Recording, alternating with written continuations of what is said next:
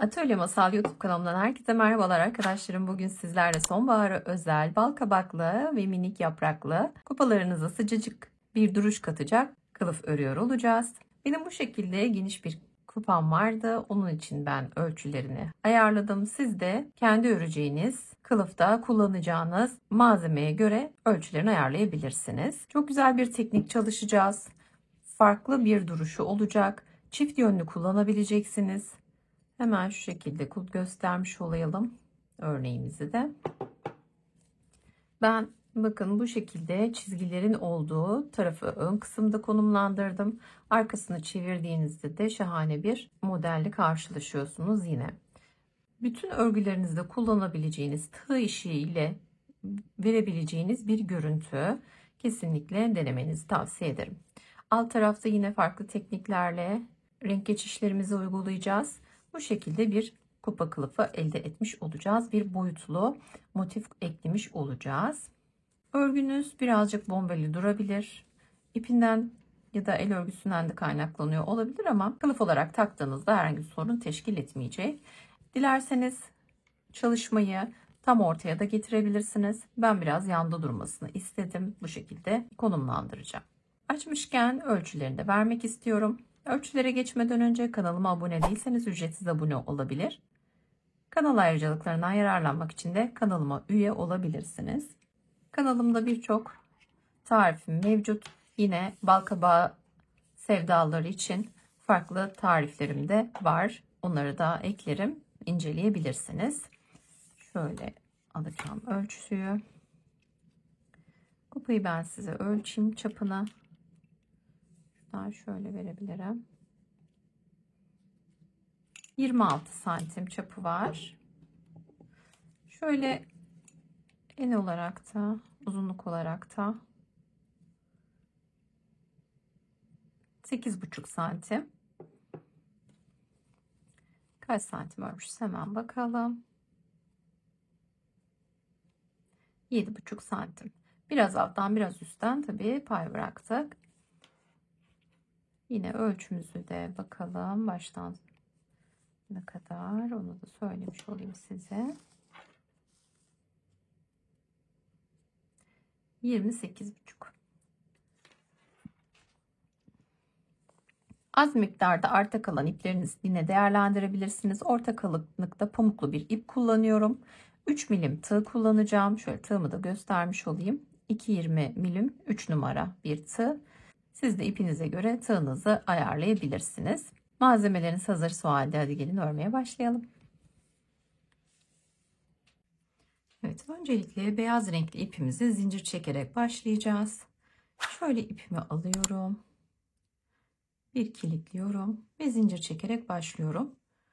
1, 2, 3, 4, 5 toplamda 71 adet zincir çekeceğiz.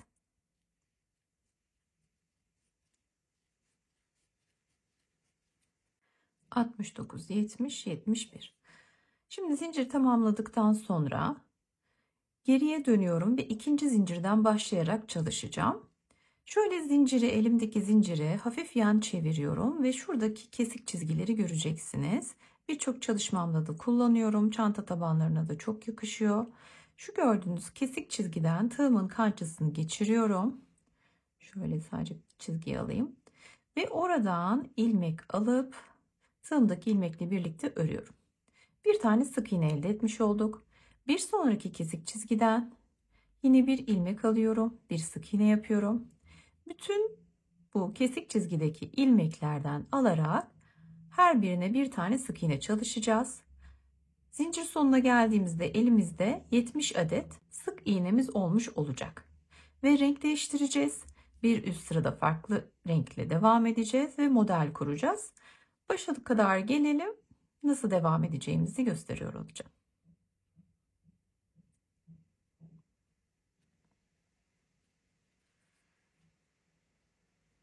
Ve sonuncusunu da yapıyorum. Bir zincirle kilitliyorum. Şöyle parçayı bir düzeltiyorum. Yerleştiriyorum. Bu ipimizi burada keseceğiz arkadaşlar. Şöyle kısa keselim. Uçları daha sonra içerisinde saklarız örgümüzün. Ve bu iple, bu renk iple işimiz şu an bitti. Taban kısmını yaptık. Diğer renk ipimize geçiyoruz. Ana gövdeyi yapacağım ipimi. Şimdi tekrar örgünün düz yüzünden bakın zincir çektim, sık iğne ile geldim ve burada bitirdim. Şimdi örgünün düz yüzünü alıyorum. İlk sık iğnenin içerisinden başlayacağız. Ama örgünün bize bakan tarafını değil de arka tarafını kullanacağız. O yüzden alacağım şu ilk ilmeği bakın. İkisini bir almayacağım. Arkadaki ilmekten alarak öreceğim. Oradan ipimi şöyle geçiriyorum. Hatta düğümle sabitleyelim. İpin ucunu da içinde yürütelim. Şimdi arkadaki ilmekten şöyle bir ilmek alıyorum, kilitliyorum. Şimdi bu sırada her bir ilmeğin arka ilmeğinden alarak ilmek kaydırma yapacağım. Bir sonraki ilmeğe geçiyorum. Yine arka ilmekten alıyorum ve ilmek kaydırma yapıyorum. Şöyle ipi de yürütmeye çalışıyorum. Bir alttan bir üstten geçirerek daha sonra da çekebilirsiniz. Onu örgünün içerisine saklayabilirsiniz. Sorun değil. Şu anda yapmamız gereken işlem her bir ilmeğin arka ilmeğinden alıp tığımızdaki ilmekten geçirerek ilmek kaydırma yapmak. Bunu renklerin düzgün geçişi için sağlıyoruz. Şöyle göstereyim. İp tonların biraz birbirine yakın olduğu için birbirine zıt olan renkler ya da tonları farklı olan renkler seçerseniz daha da belirgin olur. Şimdi başa kadar 70 tane ilmek kaydırma yapalım. Ardından bir üst sırada nasıl bir işlemle devam edeceğimizi göstereceğim. Bu yapacağımız renk geçiş işleminin devamı niteliğinde olacak. Hemen yapalım ve sırayı göstereyim size.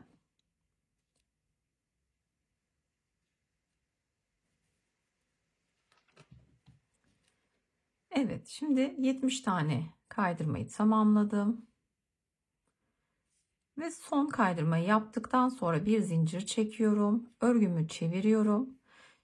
Şimdi yine örgünün bize bakan tarafından çalışacağız. Şöyle hafif çevirdiğinizde göreceksiniz iki ilmeği size bakan tarafından bir sık iğne yapacaksınız. Bakın alıyorum. Şöyle tutayım ipimi. Örgünün bana bakan tarafından alıyorum. Bir tane sık iğneye çalışıyorum. İkisini birlikte almayalım. Birkaç tane ilerlettikten sonra görüntüsünü göstereceğim size.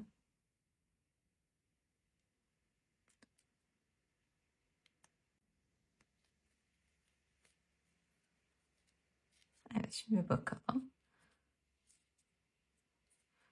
Şöyle görebildiğinizi düşünüyorum. Geçişte iki tane böyle çizgimiz var. Pürüzsüz bir geçiş elde etmek için kullandık. Şimdi dönerek ördüğümüz için örgünün tersi de denk geliyor. Bunu spiral örgülerinizde rahatlıkla kullanabileceğiniz bir teknik. Bu modelimize de yakışacak. Şimdi hepsinin arka ilmeği yani size bakan ön ilmeklerden yani size doğru olan ilmeklerden alarak 70 tane sık iğne tamamlayalım ve modelimizi kurmaya başlayalım. Evet, tamamladım. Başa kadar geldim. Bakın ters yüzü burası. Bir zincir çekiyorum. Örgümü çeviriyorum. Düz yüzü de burası arkadaşlar. İki tane çizgimiz var ve sık iğnemiz tersten görünüyor. Şimdi modeli kuracağız. Eğer görünmüyorsa kontrol edeceğim. Size farklı renkteki iplerle ekrana bir fotoğraf mutlaka bırakırım. Daha iyi görebilmeniz için. Çünkü renkler çok yakın olduğu için belki net görünmeyebilir. Bir fotoğraf ekleyeyim ben. Şimdi modeli kuralım. Bir zincir çektim, geri döndüm. İlkinden örgümü şöyle tutuyorum. Bana bakan taraf değil, arka ilmekten alıp bir tane sık iğne yapıyoruz. Bir sonrakine buradan batmıyorum. Bir sonraki ilmeğin tam dibinden ilmeğimi alıyorum, uzatıyorum ve sık iğne yapıyorum.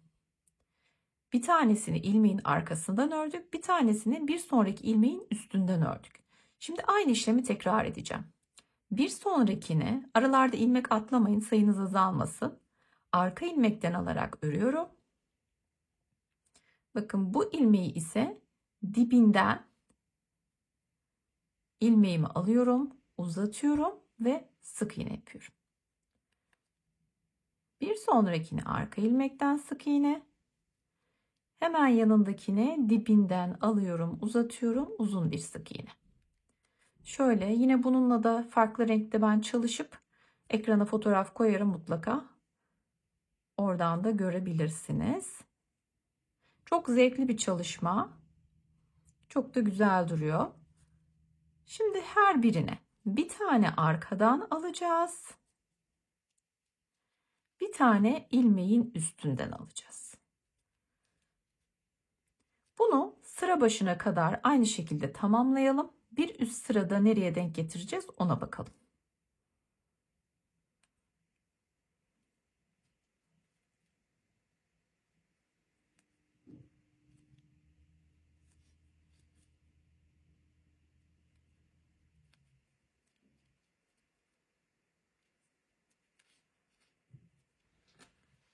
Tamamladım. Sonuncusu uzun sık iğne olarak denk geldi. Şimdi bir zincir çekiyorum ve örgümü çeviriyorum. Burada yapacağımız işlem, şimdi bunu bir spiral üründe kullansanız onu da yaparız. Yine döne döne örecek ürünlerde de bunu deniyor olacağız birlikte ilerleyen zamanlarda. O zaman ilmekleri görerek yapmanız daha kolay olacak. Ama böyle uzun tek parça yapacağınız ürünlerde nasıl olacak onu göstereceğim şimdi. Örgümü çevirdim. Şimdi bu uzun yaptığımız ilmeğin üzerine bizim kısa yapmamız lazım. Burada çevirdiğimizde arka ilmeklerden aldık ki çizgi örgünün ön yüzünde kalsın. Şimdi bunu parçayı çevirdiğimde ise ön ilmekten bize bakan tarafından alarak sık iğnemizi yapacağız ki çizgi uzun ilmeğin üzerinde kalsın. Bir sonrakinde de ilmeğin dibine batmamız lazım. Nereye batacağız biz? Şimdi burada kısa ilmek vardı, çizgi oluşturmuştuk. Onu zaten örgünüzde göreceksiniz. Dolayısıyla bu sık iğnenin tam dibinden, bakın çizginin altından değil, çizginin tam üstünden kancasının çıkması lazım. Ve oradan ilmeğimi alıyorum, uzatıyorum, sık iğnemi yapıyorum. Bir sonrakini kısa yapacağız.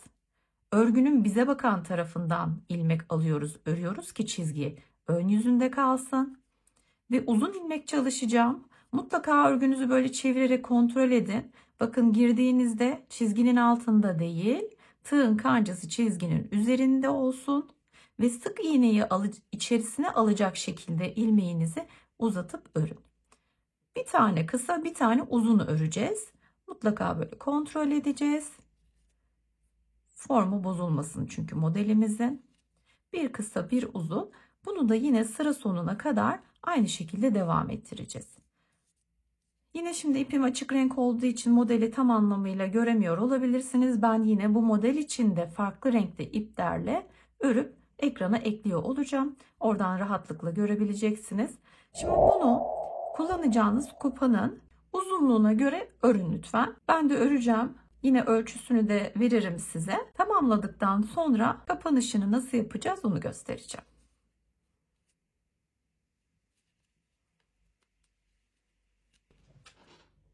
Evet, şimdi tamamladım.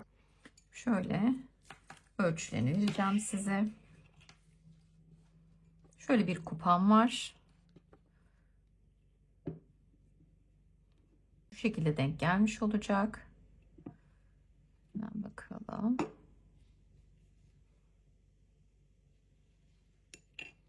Kaç santim oluyor onu ölçelim. Alt sırada dahil yaklaşık 7 santim oluyor. Bu şekilde ölçebiliriz. Şimdi yine alt sıra gibi bir ağız kısmına gidiş yapacağım.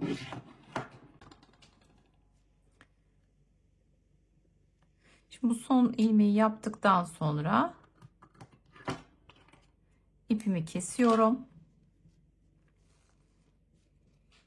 Yine altta kullandığım ipin rengiyle devam edeceğim. Şöyle yine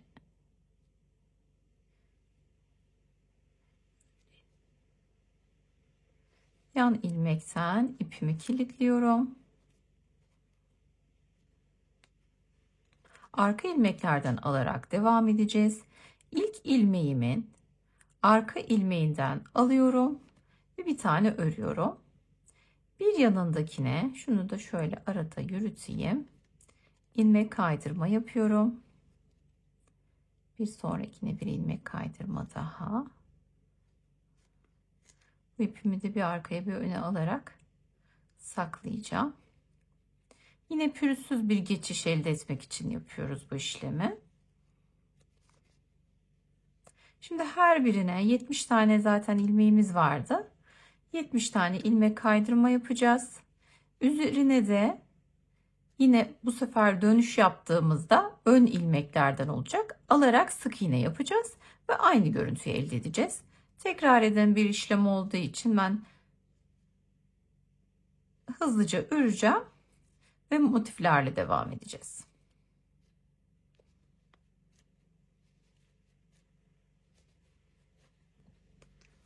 Şimdi motiflere geçmeden önce şu bilgiyi de vermek istiyorum arkadaşlar. Ortası biraz bombeli olabiliyor. O sorun değil.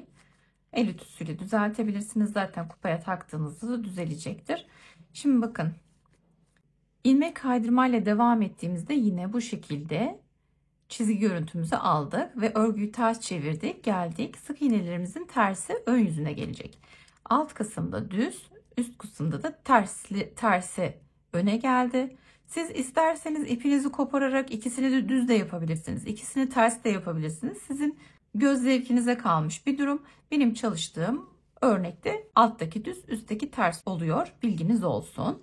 Çizgili olan kısmı ben ön tarafta kullanacağım ama bu modelin bu kısmını da düz olarak kullanabilirsiniz.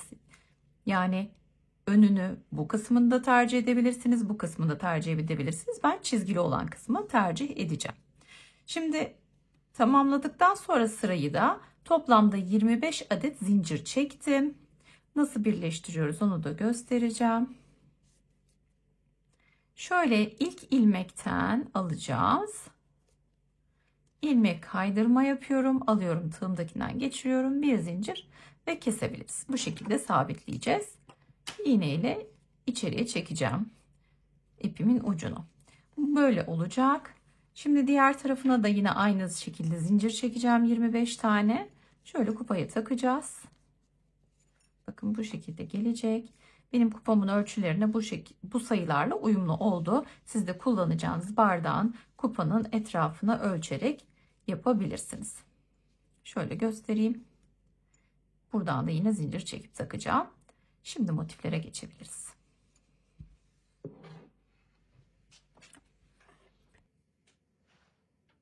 Evet, önce bal kapağı figürünün parçalarını örelim. Zincir yaparak başlıyorum.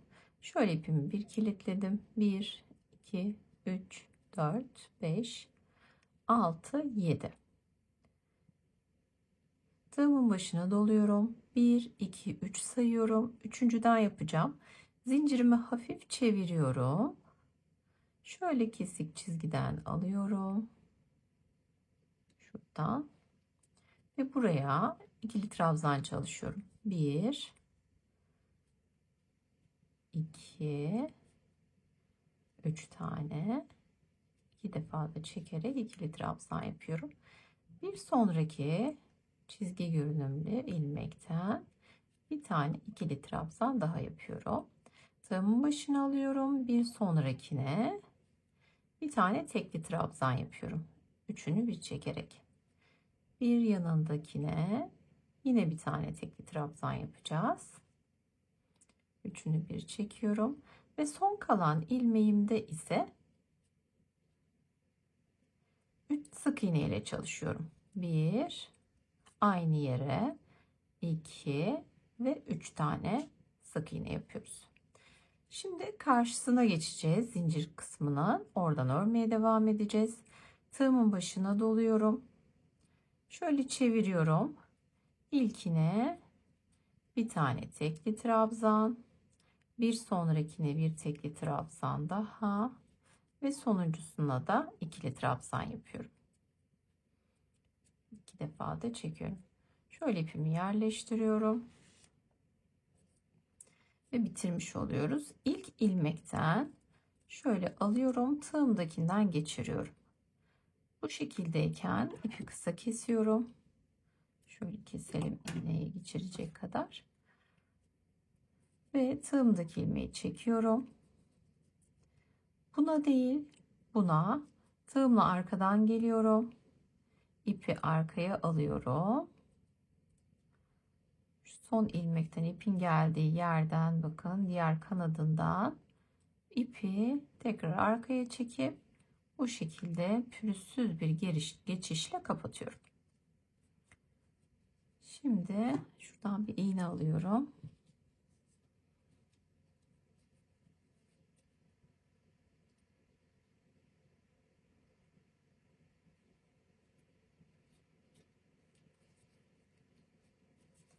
Şöyle ipin ucunu yürütüyorum.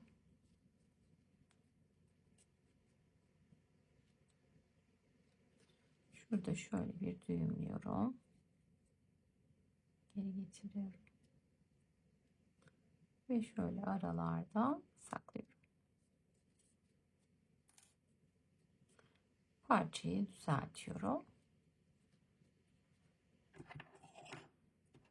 İplerin ucunu kesiyorum.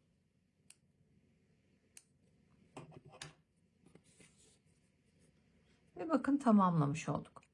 Şimdi bu parçadan toplamda 5 tane öreceğiz. Şimdi sap kısmını yapalım.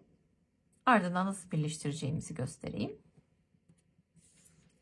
Şimdi kahverengi ipimle sap kısmını çalışacağım. Şöyle sihirli halka yaparak başlayacağız. İçerisine 1, 2, 3, 4, 5, 6 tane sık iğne dolduruyorum. Çekiyorum, kapatıyorum ve sıkıştırıyorum. İlk ilmeğimden başlayarak öreceğim şimdi. İpimi de arada yürütüyorum. 1, hepsine birer tane batıyorum. 2, 3, 4, şöyle parçayı biraz kıvırıyorum. İpi de sıkıştırıyorum, yardımcı olsun. Bir sonrakinden örmeye devam ediyorum. 5 ve 6. Şimdi bir tane örüyorum. Bir tane azaltıyorum.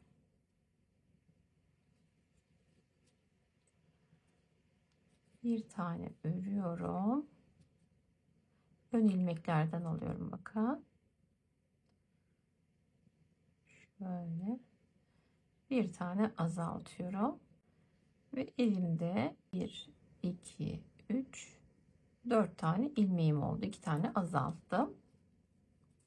Şöyle azaltmalarla devam edelim şimdi. Bir tane daha azaltalım. Ve bir tane daha azaltalım. Son azaltma yapınca tığımdaki ilmekten geçiriyorum ve kesiyorum. Çekiyorum. Şöyle ipleri toparlayıp da saklayabilirsiniz. Ben ip ucunu uzun bıraktığım için şöyle düğümleyip içine çekeceğim. Şuradan bir yerden içeriye alalım.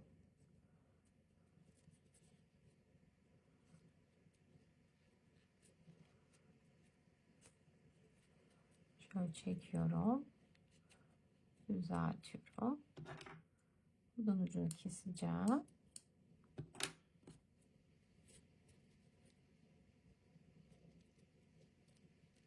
Zincirle de çalışabilirsiniz. Ben biraz altı geniş, üstü dar olsun istiyorum. Şöyle bir sap oluşturmak istedim. Şimdi yaprak kısımları, bal kabağının gövdesini oluşturacağımız bu minik yaprakları tamamlayalım. Ardından nasıl birleştirdiğimi göstereceğim size. Şimdi yaprakları da tamamladım. Şöyle elimle ben dışa doğru bir şekillendirdim hepsini. Şöyle şekillendirebilirsiniz. Yapıştırırken birazcık böyle bombe gibi, bombeli, dışa doğru bombeli kalsın istiyorum. Yaprak kısmını da yapalım. Sonra birleştirmelerin hepsini beraber yaparız. Şöyle koyu renkli bir yeşil ip alıyorum. Bu ipimle zincir çekerek başlayacağım. 1, 2, 3, 4, 5, 6, 7, 8, 9, 10, 11, 12, 13 tane zincir çekiyorum. Tığımın başına alıyorum. 1, 2, 3 tane geriye sayıyorum. Üçüncüye bir tane üçlü trabzan yapıyorum. 1, 2, 3 zincir çekiyorum. Aynı yere şöyle ilmek kaydırmayla birleştiriyorum. Şimdi buradan zincir çekerek devam edeceğim. 1, 2, 3, 4, 5. Tığımın başına alıyorum. Şöyle geri dönüyorum. 2 tane üçlü trabzan çalışıyorum. Bir sonrakine ikinci üçlü trabzan. Bu şekilde çalışmış olacağız. Şimdi uzun zincire şöyle dipten sayıyorum. 1, 2, 3. Üçüncüden yine ilmek kaydırmayla birleştiriyorum. Bakın zincirin üstüne getirdik. Buradan üçlü trabzan yaptım. 3 zincir çektim. Aynı yere ilmek kaydırmayla birleştirdim. Zincir çektim. Zincirin üzerine 2 tane üçlü trabzan çalıştım ve onu uzun zincire birleştirdim. Şimdi bakın aynısını yine yapacağız. 1, 2, 3, 4, 5 zincir çekiyorum. Tığımın başına doluyorum. 1, 2, 3. Bir tane üçlü trabzan. Bir yanındakine bir tane üçlü trabzan tamamladım. Şimdi bu zincir çektiğimiz ilk zincire geliyorum. 1, 2, 3 sayıyorum. 1, 2, 3. Şöyle alıyorum. Tığımdakinden geçiriyorum. Bakın böyle. Şimdi geri kalan ilmeklere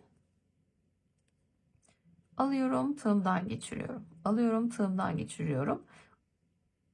Bu zincirdeki ilmekleri ilmek kaydırma yapıyorum. Diğer tarafına geçiyorum zincirin. Oradan da devam ediyorum ilmek kaydırmalarımı yapmaya. İkinci, üçüncü. Şimdi bu da alttaki sap kısmını oluşturdu. Şimdi tekrar zincir. 1, 2, 3, 4, 5. Zincirin etrafında döne döne çalışacağız. Tığın başına doluyorum. 1, 2, 3 sayıyorum. Bir tane üçlü trabzan. Tığımın başına doladım. Bir yanındakine bir tane üçlü trabzan. Şimdi geldim yine zincire. 1, 2, 3 sayıyorum. Şuraya batacağım. Aynı yer olmasın, bir üstü ya da bir de altına batın. İlmek kaydırmayla birleştirdim. 1, 2, 3, 4, 5 zincir. Bir tane üçlü trabzan. Yanındakine bir tane üçlü trabzan. Ve bunu şuradan yan taraftan, aynı deliğe batmayın, çok geniş olmasın, ilmek kaydırmayla birleştiriyorum ve kesiyorum. Kısa kesiyorum. Dikiş yapmayacağız, yapıştırma yapacağız. Eğer dikiş yapacaksanız tabi tercih size ait, dikebilirsiniz. Şöyle arkaya alıyorum. Şöyle tığımla yürüteceğim.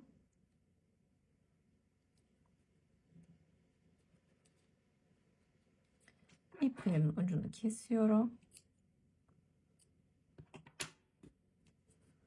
Ve şimdi yaprak kısmını düzeltelim. Şöyle şunları elimizle düzeltelim.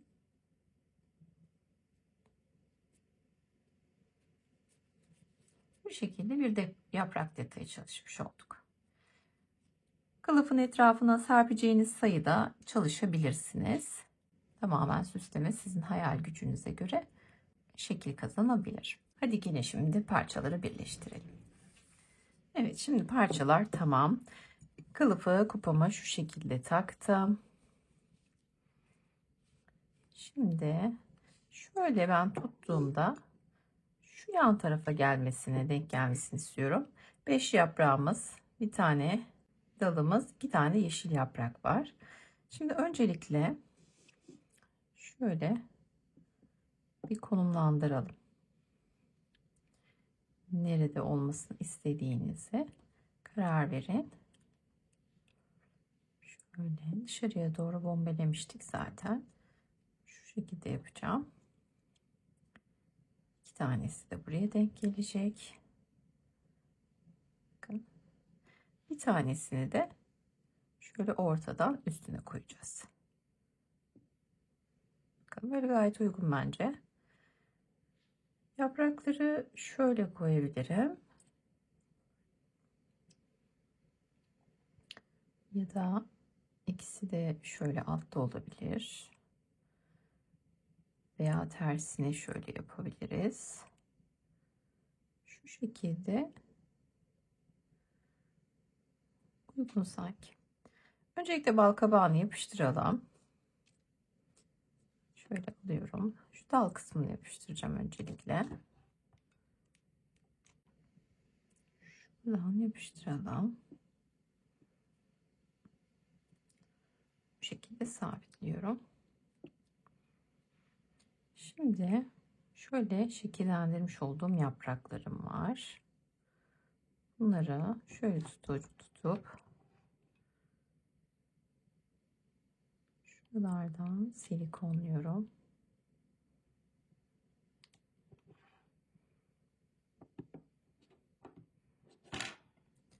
Formunu koruyarak yapıştıracağım.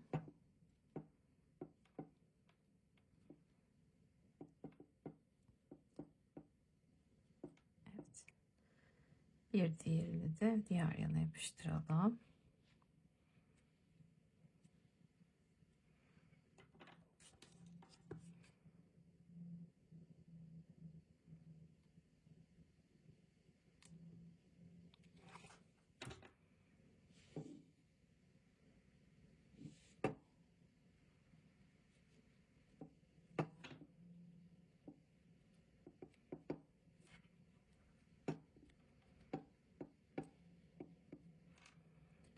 Şimdi şöyle yapıştıracağım.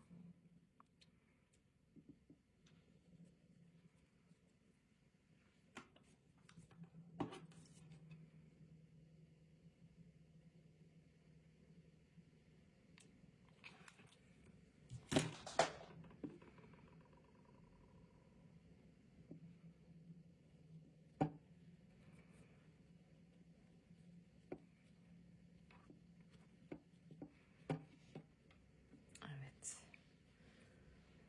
Biraz meşakkatli ilerleyecek. Şöyle yerini belli ediyorum.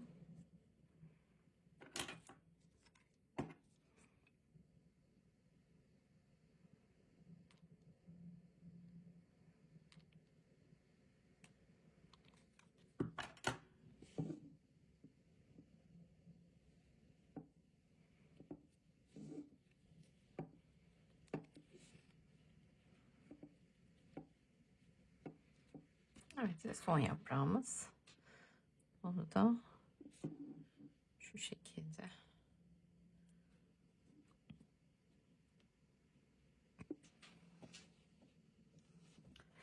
yapıştırmayı planlıyorum.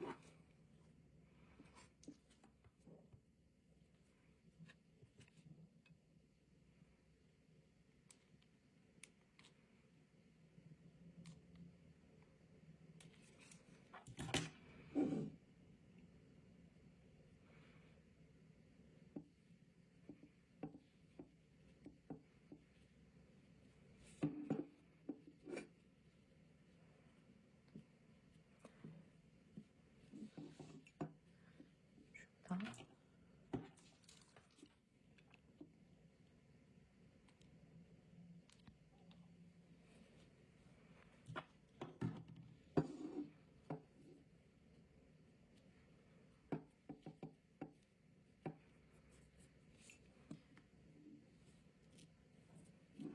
Benim için keyifli bir çalışma oluyor. Umarım siz de yaparken keyif alıyorsunuzdur.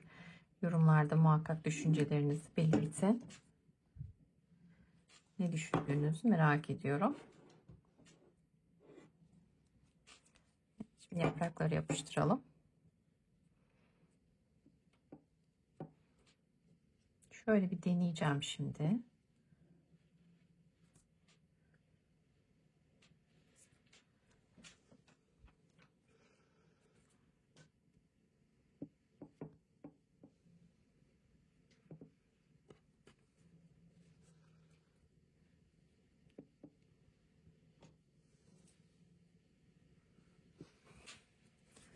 Arka kısmına silikonu sıkıyorum.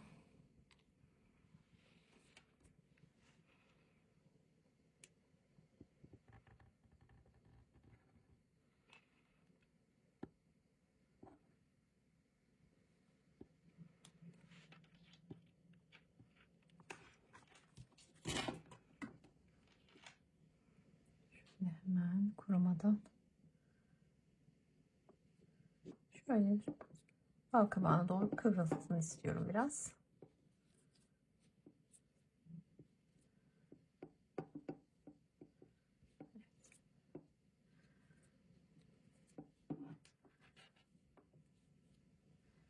Diğerini de yapalım.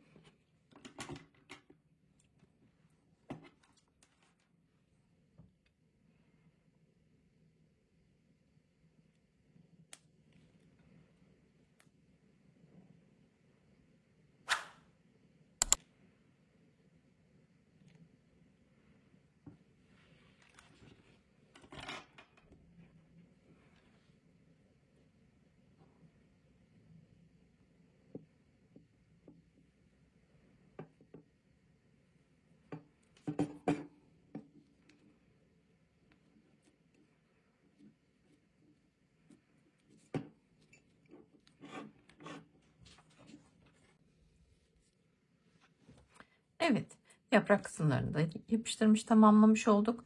Ve bir projemizin de daha sonuna geldik arkadaşlar. Bir boyutlu çalışma yapmış olduk hep birlikte. Umarım siz de keyif alarak izlemiş ve uygulamışsınızdır. Yorumlarda muhakkak düşüncelerinizi benimle paylaşın. Keyifle okuyor ve sizlere dönüş yapıyor olacağım. Bu şekildeki paylaşımlarıma ulaşmak adına kanalıma henüz abone değilseniz ücretsiz abone olabileceğinizi hatırlatmak isterim. Bildirimlerinizi açıp kanal ayrıcalıklarından yararlanmak için de üye olabilirsiniz. Bir sonraki projemizde görüşmek üzere. Hoşça kalın.